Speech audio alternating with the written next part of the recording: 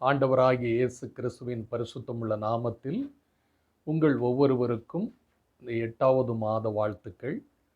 கடந்த 7 மாதங்கள் நம் ஒவ்வொருவரையும், நம் குடும்பத்தையும் பிள்ளைகளையும் ஆண்டவர் கண்ணின் மணி போல பாதுகாத்து பராமரித்து வழிநடத்தினார். ஆண்டவராகிய இயேசு கிறிஸ்துவின் நாமத்தில் பிதாவாகிய தேவனுக்கு கோடான கோடி ஸ்தோத்திரங்கள்.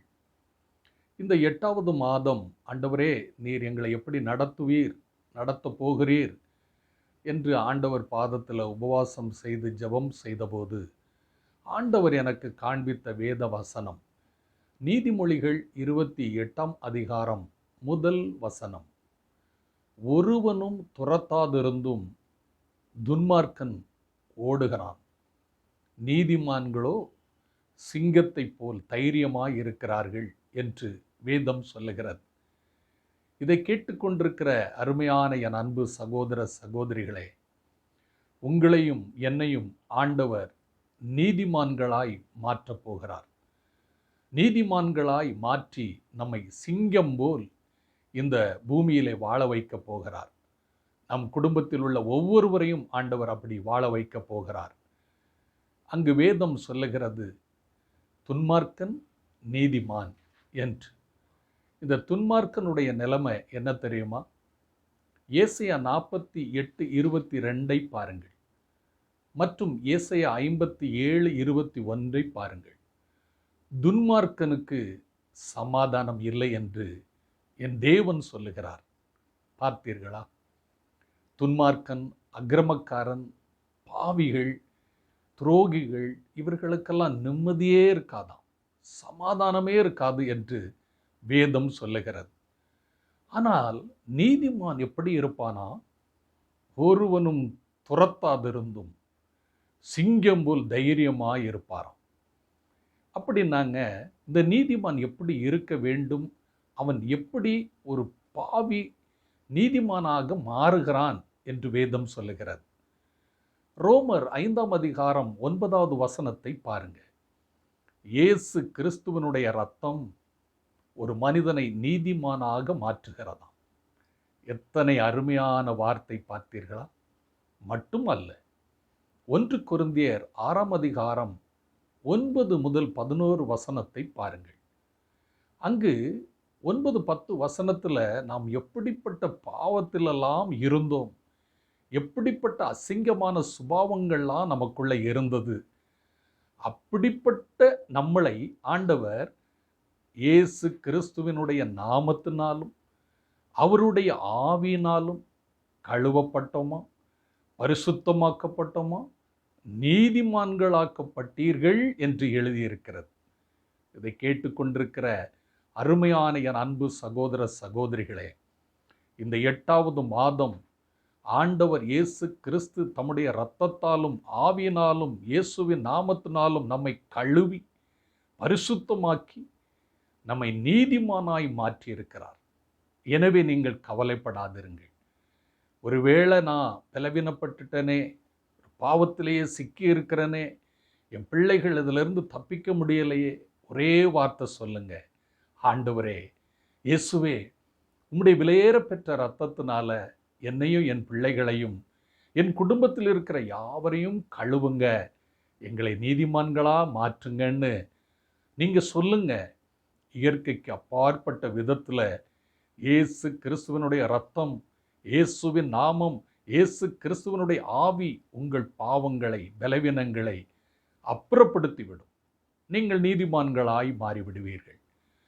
ஆகையினால் தான் அங்கு வேதம் சொல்லுகிறது, யாரும் துரத்தாதிருந்தும் நீதிமான் சிங்கத்தைப் போல் தைரியமாயிருக்கிறான் என்று.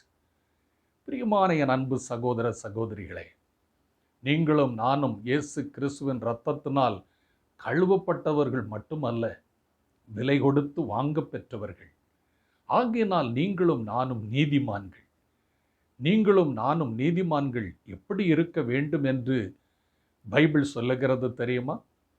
எசேக்கியேல் 18ஆம் அதிகாரம் 5 வசனத்திலிருந்து 9 வசனம் வரையிலும் பாருங்கள். நீதியாய், நீதிமானாய், நியாயமாய் நடத்துகிற ஒரு மனிதன் அவன் அநியாயத்துக்கு துணை போக மாட்டான் என்று ஒரு லிஸ்டே இருக்குது. அந்த இடத்துல நீங்கள் வாசித்து பாருங்க.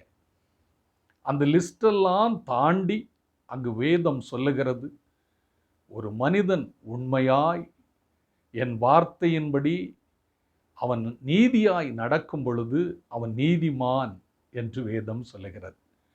நீங்களும் நானும் நீதியாய் நடக்க வேண்டுமாம், ஆண்டவருடைய கட்டளைகளின்படி வாழ வேண்டுமாம், எல்லாவற்றிற்கும் மேலே உண்மையாய் வாழ வேண்டுமாம். இந்த பூமியில் இதெல்லாம் நடக்குமாங்க? எப்படிப்பட்ட பயங்கரமான ஒரு உலகம்! இதில் நீங்களும் நானும் உண்மையாக வாழ முடியுமா? வேதம் சொல்லுகிறது, நீங்களும் நானும் ஆண்டவர்கிட்ட கேட்கணும், ஆண்டவரே என்னை உண்மை உள்ளவனாய், உத்தமம் உள்ளவனாய், நீதி உள்ளவனாய், உம்முடைய வார்த்தையின்படி வாழுகிறவனாய் என்னை மாற்றும் என்று நீங்களும் நானும் ஆண்டவரிடம் பேச பேச ஆண்டவர் நமக்கு கட்டாயம் உதவி செய்வார். நம்மை உண்மை உள்ளவர்களாய், நீதி உள்ளவர்களாய், வசனத்தின்படி வாழுகிறவர்களாய், நீதிமானாய் மாற்றுவார் என்பது நிச்சயம். இப்படி நீதிமான்களாய் மாறினவர்கள், இப்படி நீதிமான்களாய் இருக்கிறவர்கள், அவர்கள் எங்கே இருப்பார்களாம்? வேதம் சொல்லுகிறது. சங்கீதம் 15ஆம் அதிகாரம் 1 முதல் 5 முடிய நீங்கள் வாசித்து பாருங்கள். யார் ஆண்டவருடைய இல்லத்தில் குடியிருப்பான்? யார் ஆண்டவருடைய உறைவிடத்தில் தங்கியிருப்பான்? உண்மையாய் வாழுகிறவன், உத்தமமாய் வாழுகிறவன், பொய் சாட்சிக்கு துணை போகாதவன், நீதியாய் நடப்பிக்கிறவன், அநியாயமாய் காசு வாங்குகிறவன் அல்ல, வட்டிக்கு பணத்தை கொடுத்து வாங்குகிறவன் அல்ல, யாரிடத்திலும் கையூட்டு வாங்குகிறவன் அல்ல என்று ஒரு லிஸ்டே இருக்கிறது. இவங்க தாங்க ஆண்டவருடைய வீட்டில் குடியிருக்க முடியுமா? பார்த்தீர்களா? இவர்கள் தான் நீதிமான்கள். இவர்கள் தான் தேவ பிரசன்னத்தில் குடியிருக்க முடியும், தேவ சமூகத்தில் குடியிருக்க முடியும், ஆண்டவரோடு உறவாட முடியும், ஆண்டவர் இவர்களிடத்தில் நிச்சயமாய் பேச முடியும். இதெல்லாம் நடக்குமா?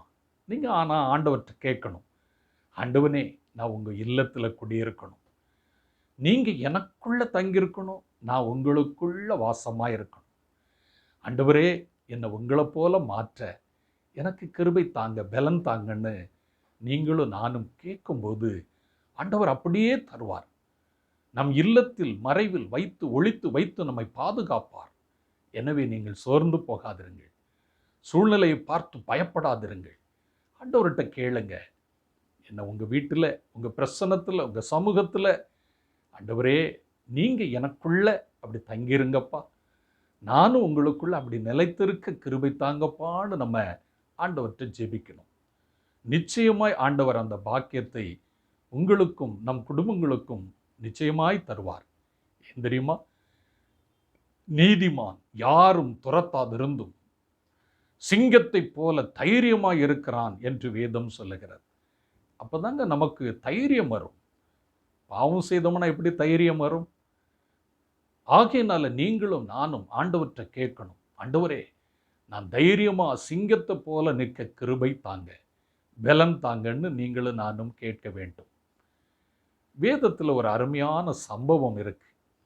யாத்திரையாகமம் 17ஆம் அதிகாரம் 8 இருந்து 15 வசனங்களை நீங்கள் வாசித்து பாருங்க. அங்கு மோசே, ஆரோன், ஊர், ஜோஸ்வா, இந்த 4 கேரக்டர், அமலேக்கியர் அப்படிங்கிற ஒரு பயங்கரமான கூட்டம் மோசேக்கு விரோதமாக, இந்த யோசுவாவுக்கு விரோதமாக எழும்பி வராங்க. அப்போ கடவுள் சொல்கிறார் மோசேட்ட, உன் கையில் இருக்கிற கோலை எடுத்துட்டு நீ மலை உச்சிக்கு போ, யோசுவாவை அமலேக்கியர்களோட யுத்தம் பண்ண அனுப்பு, நீ கை உயர்த்தி கோலை வைத்து ஜெபம் பண்ணும்போது அமலேக்கியர்களை யோசுவா வெட்டி வீழ்த்துவான். உன் கை கீழே இறங்கிச்சு, அமலேக்கியர்கள் கை ஓங்கிரும், யோசுவாவை வெட்டி வீழ்த்து விடுவார்கள் என்று சொல்லி மோசே கையில் கோலை எடுத்துக்கொண்டு மலை உச்சிக்கு போனார். அருமையான என் அன்பு சகோதர சகோதரிகளே, மோசே கையில் இருக்கிற கோல் எதை குறிக்கிறது தெரியுமா? தேவனுடைய வசனம், தேவ பிரசன்னம், தேவ சமூகத்தை குறிக்கிறது. நீங்களும் நானும் தேவனுடைய வசனமாகிய பைபிளை கையில் எடுத்துக்கொள்ளணும். பழைய ஏற்பாட்டில் மோசே கையில் இருந்தது கோல், புதிய ஏற்பாட்டில் தேவனுடைய வசனம். மலை உச்சிக்கு போனார், அங்கே அவர் ஜெபம் பண்ணினார், கை உயர்த்தி, காலையில் இருந்து மாலை வரையிலும் கை உயர்த்தி ஜெபம் பண்ணினார். அவர் கை தளர்ந்தது. அப்பொழுது ஆரோனும் ஊரும் ஒரு கல்லில் போய் உட்கார வைத்தார்கள். அடுத்த கேரக்டர் பாருங்க, கல். அந்த கல்லில் உட்கார வைத்து இடது பக்கம் ஆரோனும் வலது பக்கம் ஊரும் கையை தூக்கி பிடித்தார்கள். யோசுவா அமலேக்கியரை வெட்டி வீழ்த்தினார். அந்த இடத்தில் ஒரு பலிபீடத்தை கட்டி யோசுவா அதுக்கு ஒரு பெயர் வைத்தார். என்ன தெரியுமா? யெகோவா நிசி. யெகோவா நிசி என்றால் எந்நாளும் வெற்றி தருகிறவர். இதை கேட்டுக்கொண்டிருக்கிற அருமையான என் அன்பு சகோதர சகோதரிகளே, இந்த 8வது மாதம் முழுவதும் உங்களுக்கு வெற்றியின் நாள். தோல்வியே கிடையாது. நீங்கள் தோத்து போகிற மாதிரி இருக்கும், கடைசி நேரத்தில் ஜெயித்து வருவீர்கள். காரியம் ஜெயமாய் மாறும். எனவே நீங்களும் நானும் கோல் என்கிற வேத வசனத்தை எடுத்துக்கொள்வோம். மலை உச்சி என்கிற ஜெபத்தின் மேல் அதிக கவனத்தை செலுத்துவோம். நம் குடும்பங்களுக்காக, பிள்ளைகளுக்காக ஜெபிப்போம். திருச்சபைகளில் மாற்றம் உண்டாக, எழுப்புதல் உண்டாக ஜெபிப்போம். தேசங்களில் மாற்றம் உண்டாக, எழுப்புதல் உண்டாக ஜெபிப்போம். ஆண்டவர் பெரிய காரியங்களை உங்கள் வாழ்க்கையிலும் செய்வார். நீதிமான் யாரும் துரத்தாதிருந்தும் சிங்கத்தை போல் தைரியமாயிருக்கிறார். இவ்வளோ பெரிய தைரியம் மோசைக்கு எப்படிங்க வந்தது? வேதம் சொல்லுகிறது. எண்ணாகமம் 12ஆம் அதிகாரம் 3ஆம் வசனத்தை பாருங்க. பூமியில் உள்ள எல்லா மனுஷரை பார்க்கிலும் மோசே சாந்த குணம் உள்ளவர். எண்ணாகமம் 12:7 பாருங்கள். அவன் என் வீட்டில் எங்கும் உண்மை உள்ளவன். இதை கேட்டுக்கொண்டிருக்கிற அருமையான என் அன்பு சகோதர சகோதரிகளை, நீங்களும் நானும் சாந்த குணம் உள்ளவர்களாயும் உண்மை உள்ளவர்களாயும் நீதிமான்களாயும் வாழும் பொழுது உங்களுக்கு முன்பதாக ஒரு அமலேக்கியனும் இருப்பதில்லை. ஒரு அமலேக்கிய ஆவிகளும் உங்களை மேற்கொள்வதில்லை. அத்தனை ஆவிகளையும் யோசுவா வெட்டி வீழ்த்தினார். புதிய ஏற்பாட்டில் நமக்கு பின்னால் கிரியை செய்கிற அமலேக்கிய ஆவிகளை, பிரச்சனைகளை, பொல்லாத நோய்களை, பொல்லாத கடன் பாரங்களை, பொல்லாத மனிதர்கள் வழியாய் வருகிற அவமானங்களை ஆண்டவர் வெட்டி வீழ்த்துவார். ஆவிகளை வெட்டி வீழ்த்துவார். சோர்ந்து போகாதிருங்கள். உங்களுக்காக எனக்காக மரணத்தை ஜெயித்தவர். வேதம் சொல்லுகிறது. வெளிப்படுத்தின விசேஷம் 5:5 பாருங்கள். நீ அழ வேண்டாம், நீ அழ வேண்டாம். யூதா கோத்திரத்து சிங்கமாய் தாவீதின் வேர் ஆண்டவராகிய இயேசு கிறிஸ்து உங்களுக்காக எனக்காக வெற்றி பெற்றார். நீங்களும் நானும் வெற்றி பெறுவோம். உங்களுக்காக எனக்காக யெகோவா நிசியாய் தேவன் நமக்காக பரிந்து பேசி ஜெபம் செய்து நம் குடும்பங்களை வாழ வைப்பார். இந்த 8வது மாதம் முழுவதும் உங்களுக்கு வெற்றியின் நாளாய் இருக்கும் என்று இயேசுவின் நாமத்தில் ஆசீர்வதிக்கிறேன். நாம் ஜெபிப்போமா? வானத்தையும் பூமியும் படைத்த சர்வ வல்லமையுள்ள எங்கள் ஆண்டவரே, இந்த 8வது மாதம் 2025 முதல் தேதியிலிருந்து கடைசி வரையிலும் ஆண்டவரே, நாங்கள் நீதிமான்களாய் சிங்கத்தைப் போல தைரியமாய் இருக்க உம்முடைய இரத்தத்தால் கழுவும், உம்முடைய வசனத்தினால் நிரப்பும். உண்மை உள்ளவர்களாய், கட்டளைகளின்படி வாழுகிறவர்களாய், நீதி நியாயம் செய்கிறவர்களாய் உம்மை போல எங்களை மாற்றும் ஆண்டவரே. இந்த சத்தத்தை கேட்டுக்கொண்டிருக்கிற ஒவ்வொருவரையும் ஆசீர்வதியும். இந்த மாதம் முழுவதும் தேவைகளை சந்தியும். சுகம் பலனை கட்டளையிடும், பாதுகாப்பை கட்டளையிடும். இந்த மாதம் துவக்கம் முதல் கடைசி வரையிலும் நீர் இவர்கள் ஒவ்வொருவரோடும் இருந்து பரிசுத்தமாய், பாதுகாப்பாய், சகல ஆசீர்வாதங்களோடு இவர்கள் வாழ்ந்திருக்க கிருபை செய்யும். இந்த சத்தத்தை கேட்கிற யாவரையும் ஆசீர்வதியும். இயேசு கிறிஸ்துவின் நாமத்தில் மோசே கை உயர்த்தி ஜெபம் செய்தார். நாங்களும் ஜெபிக்க கிருபை தாரும். கையில் கோலை வைத்திருந்தார். நாங்களும் வேத வசனம் என்கிற கோலை, உம்முடைய பிரசன்னத்தை எடுத்து செல்ல கிருபை தாரும். நீர் எங்களுக்குள் வாழுகிறீர், நாங்கள் அநேகருக்குள் நீர் வாழுகிறீர் என்று சொல்ல கிருபை தாரும், பலன் தாரும், வழி நடத்தும். யெகோவா நிசி, எந்நாளும் வெற்றி தருகிறவர் என்று இயேசுவின் நாமத்தில் ஜெபமே என் வாழ்வு, சுவிசேஷமே என் பாரமாய் இருக்கும்படி இந்த சத்தத்தை கேட்கிற ஒவ்வொருவரையும் தனித்தனியாய், ஒவ்வொரு குடும்பங்களையும் தனித்தனியாய் ஆசீர்வதித்து இயேசுவின் நாமத்தில் ஜெபிக்கிறேன் பிதாவே. ஆமென், ஆமென். God bless you.